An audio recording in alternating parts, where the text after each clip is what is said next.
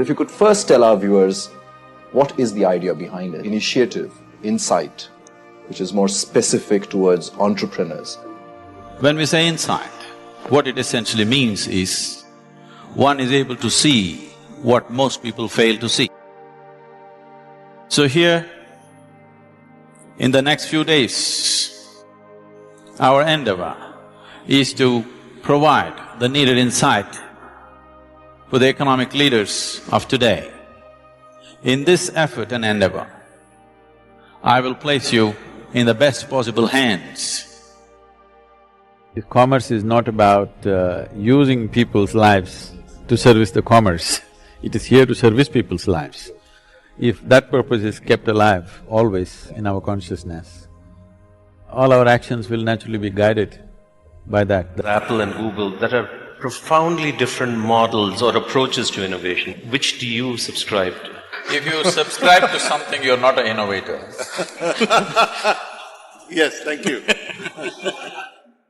If you want to run a business, whatever kind, essentially running an organization means in some way you're managing maybe 1,000 minds or 10,000 minds. If you cannot even manage yours, how are you going to manage everybody else's? See, there is something beyond passion, there is something beyond motivation, there is something beyond profit,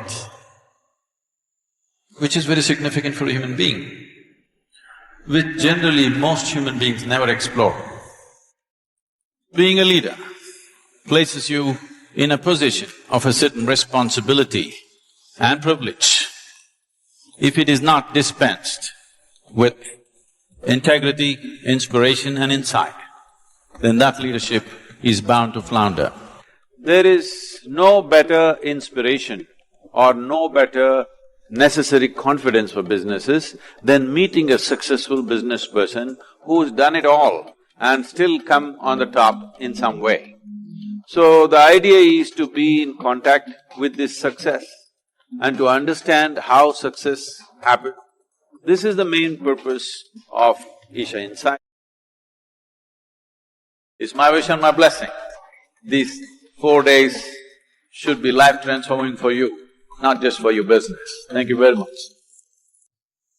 So when Adiyogi transmitted the fundamental mechanics of how human system is made, when we say human system, we are not just looking at your kidneys, liver, this, that.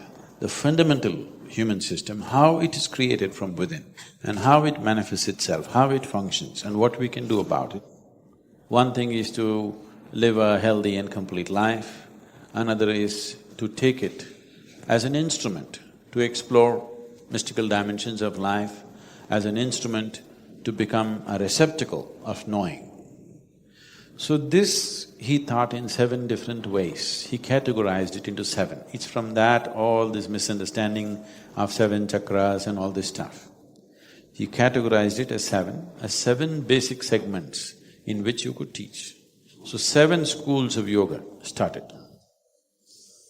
But as days went by or years went by or centuries and millennia went by, people started specializing. They say at that time, over 1,800 schools, distinct types of yoga were established in India. So, somewhere around 3,200 years ago, Patanjali Maharishi came. When he came, he tried to assimilate all this into Yoga Sutras. So he assimilated these 1,800 different types of yogas into little over 200 Yoga Sutras and made it into Ashtanga Yoga, that is 8 limbs of yoga. Everything falls into these 8 limbs. So from then on, he was considered as the father of modern yoga. In India, modern means 3,200 years ago, okay? So, he is known as the father of modern yoga. The word modern was used at that time. They said, Patanjali is the father of Navina Yoga, that means modern yoga, But we continue to use the same word even today after 3,200 years ago because he did not reinvent, he only assimilated. Because it had become too specialized and broken into too many parts, he kind of put it back into one place. Namaskaram, Sadhguru. Shiva is known to have grieved when he lost Sati. How can a divine being like Shiva get stuck in moh and become sad? What did you want him to do? In an unfortunate incident, his wife is burnt alive. Someone that you hold dear, when you see they're charred to death and you know fire doesn't kill you sweetly. So, when your dear wife is burnt alive, what do you want him to do? And if he did not grieve, I would not consider him divine at all. That's the way of the inanimate. Even trees bleed when some grief happens to them in their own way. Animals grieve. You think Shiva is less than that? No, his grief is very intense. But he's not entangled in it. Yes, a short period of grief, intense grief, happened to him and we value him for that. Because he is not inhuman, he's a superhuman, if you ask me. So everything is heightened in him. There are 12 to 13 Shivaratris in a year. That is a day before new moon, the darkest day of the month. This Shivaratri, which falls in the month of Magha, is known as the Mahashivaratri because on this day, there is a phenomenal upsurge of energy. The yogic tradition set this up, that nobody should lie down on this night. Your spine should be vertical so that you can make use of the natural upsurge of energy so that an upward movement happens. Sadhguru has opened up new possibilities to receive the grace of the Adiguru. Devotees who are at the Isha Yoga Center will receive a Rudraksh bead as prasadam. Rudraksh beads have adorned Adi Yogi for a year. The Adi Yogi Pradakshina has been created by Sadhguru for one to become receptive to the grace of Adi Yogi. On Mahashivratri, the Linga Bhairavi Utsav Murti will journey from Linga Bhairavi's abode to the Adi Yogi in a grand procession. A night without parallel, the most incredible night when the rest of the world sleeps. Here you are, full night on.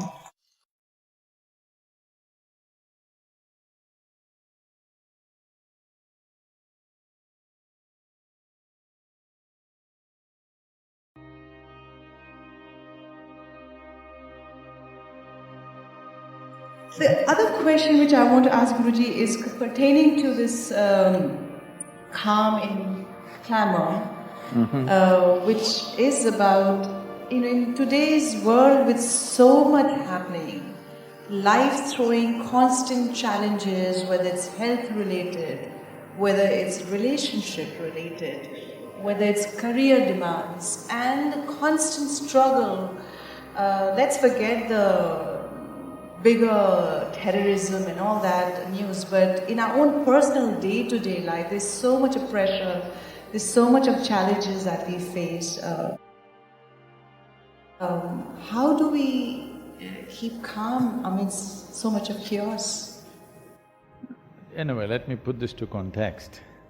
Life, even though a lot of organization needs to happen in our country, never before life was as organized as it is today. You're talking about relationships, problems and, uncertainties.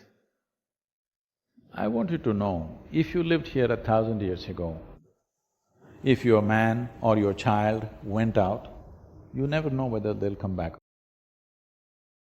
There is always a tiger lurking right there, there is always an elephant wanting to stamp him, and he did not go out. If he went out for 2 days, you sat here praying, wanting him to come back because he didn't WhatsApp you and tell you every step of what he's doing.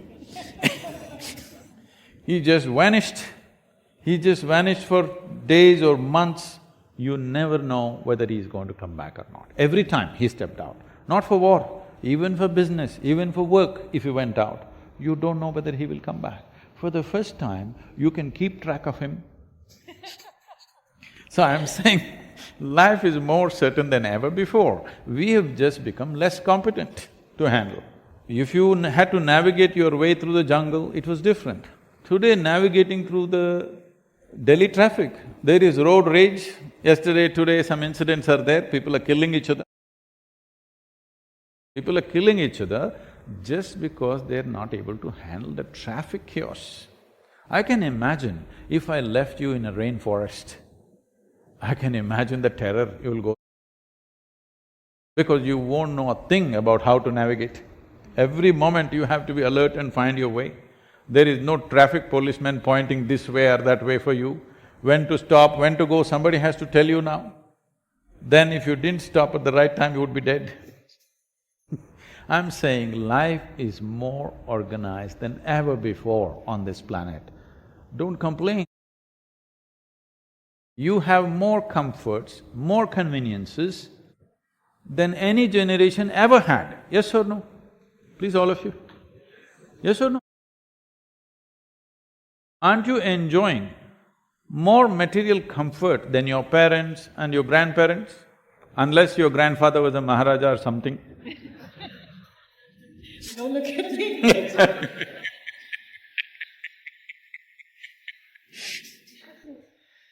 me. Life is better than ever before, but we have lost the ability within ourselves because somewhere we think by fixing the outside, everything will be okay. No, by fixing the outside, comfort will come, convenience will come, well-being will not come. If you're seeking well-being, in is the only way out. If you lose the ability to look inward, then clamor will be there on the outside. Clamor is good on the outside. Why I'm saying clamor is good is, suppose you're running an industry, I'm sure many of you running some industry or business or whatever. In your industry, you want clamor or you want silence? Hello? You want clamor, they love the clamor, do you understand? Suppose tomorrow morning they walked into their industry, everything is quiet. Oh, that's terror for them. They don't want calm in their industry. So we must understand these are two different dimensions. One is external situation, another is inner situation. Calm is of inner nature. Clamor is of the material world. More clamor, better we're doing, isn't it? No. More clamor, better we're doing. Yesterday somebody is telling me, Sadhguru, no development is happening, Prime Minister is going on saying things will happen, nothing is happening, only thing that's happening is more pollution. I said, more pollution means something is happening. Yes or no? More pollution means more people are driving, more machines are working, something is happening. Only thing is we have to see how to make it conducive for our lives, that's different. But more pollution means something is happening, isn't it? If nothing is happening, there'll be no pollution. Yes. If all your industries, businesses, everything come to a standstill, of course pollution will come down, but that's not the way you want it to come down, isn't it? You want clamor on the outside. And calm is of your nature. But you have never explored what is the nature of who I am. In the sense, people are thinking by fixing this will be okay. No. We can put you in a palace, you can still be miserable. People have hung themselves in extreme poverty. People have hung themselves in palaces too, isn't it? So, creating a palace or extreme comfort levels does not mean you will be okay. You will be okay only when you know, understand and handle the mechanics of this life properly.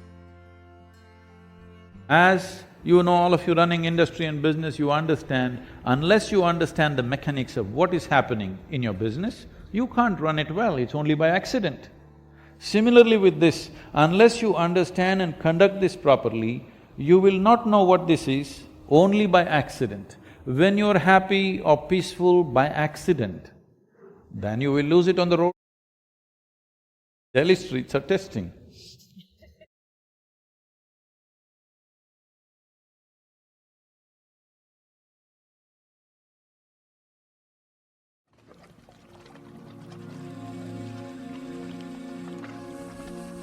When you wake up in the morning, you never roll to the left because you could cause some minor damage to the system. The right side is more stable, left side is more vulnerable.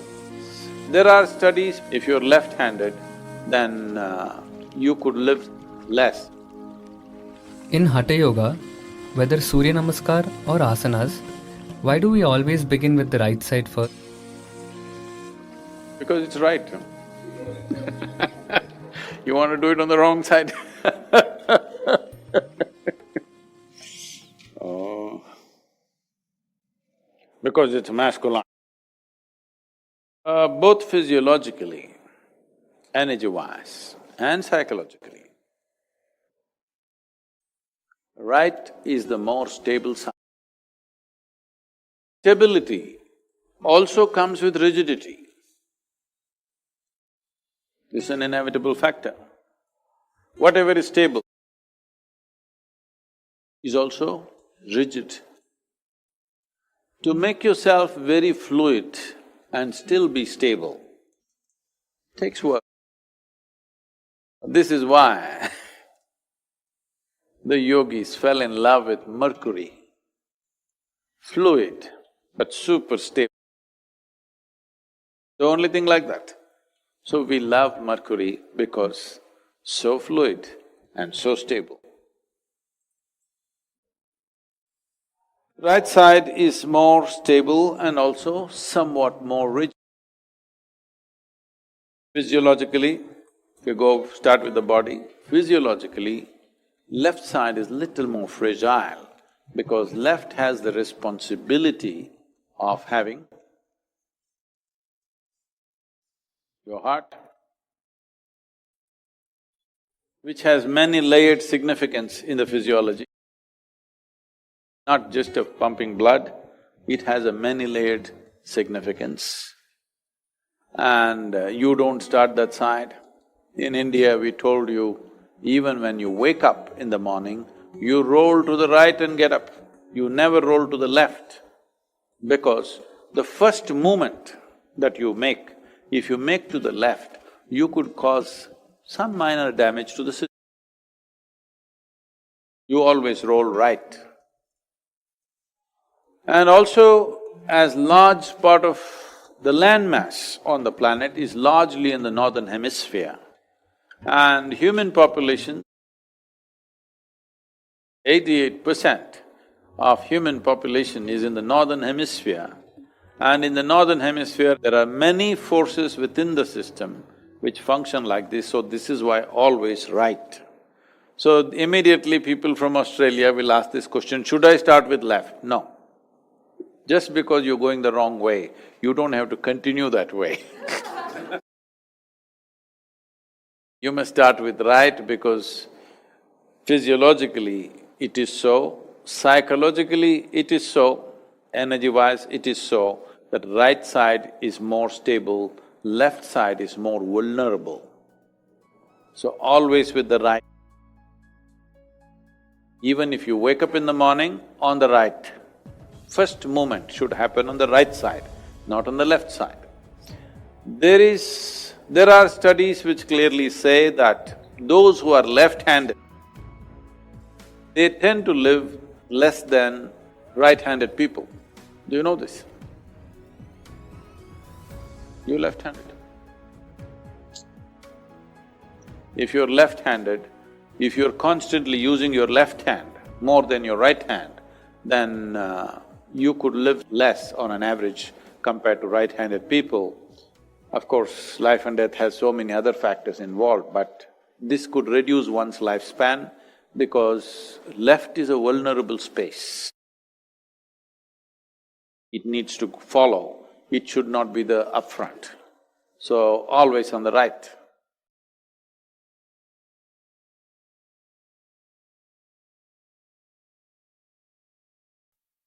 Look, I have to congratulate you. You made it through a deep, unfiltered video. That takes attention, openness, and courage. So leave your city in the comments, or share a quote that stuck with you. If you feel this could help someone, send it their way. Thank you, Big Hug, and until next time.